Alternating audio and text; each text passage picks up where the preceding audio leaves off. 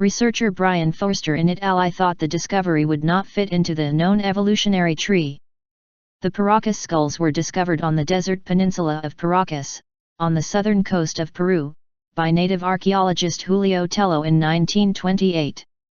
In 2015, discussing earlier DNA tests on the remains, he said, the mitochondrial DNA, from the mother, presented mutations unknown to any man, primate, or any other animal, and the mutations suggested we are dealing with a completely new human-like being, very distant from Homo sapiens, Neanderthals or Denisovans. I am not sure it will even fit into the known evolutionary tree. Research by skeptics later uncovered that those involved had a history of involvement and belief in research into paranormal subjects such as the Yeti and so-called alien hybrids, an alleged crossbreed between humans and aliens. Skeptics argue the skulls are just another example of intentional cranial deformation, as seen among many ancient South American tribes. Now Mr. Forster, who is director of the Paracas History Museum, has released details of DNA tests he said were carried out in conjunction with the Peruvian government, and he appears to now accept they were probably human in origin.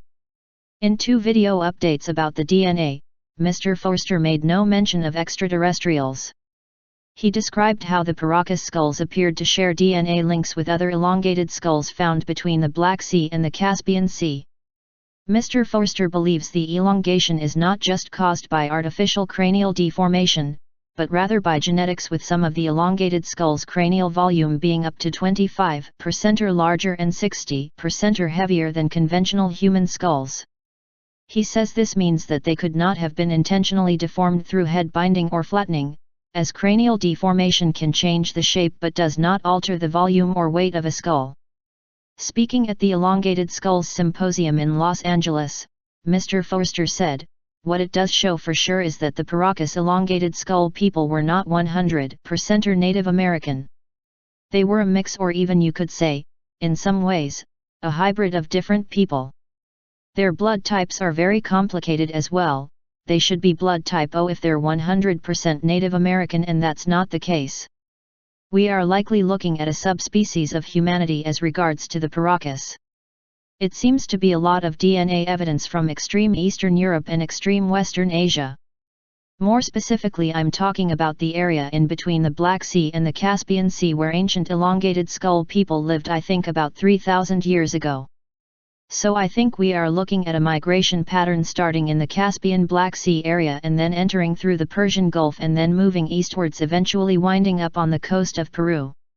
He added, "It appears that the largest elongated skulls on the planet have been found, A in Paracas, Peru, and B in the Caucasus area in between the Black Sea and the Caspian Sea.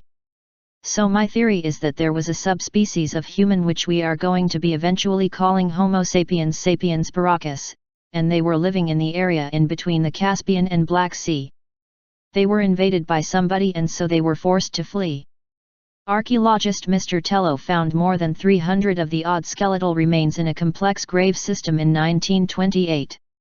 Scientists say it was the most extreme example of skull elongation, a deformation practice carried out by several ancient cultures by binding infants' heads through pieces of wood, ever found. Many conspiracy theorists remain convinced they must have been the skulls of visiting aliens. According to a report on the Conspiracy Club website, the previous DNA results were amazing.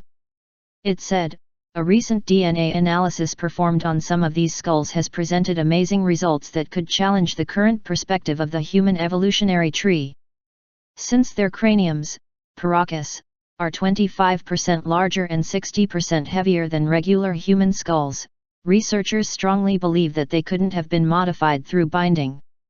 They are also structurally different and only have one parietal plate as opposed to the 2 normally found in human skulls.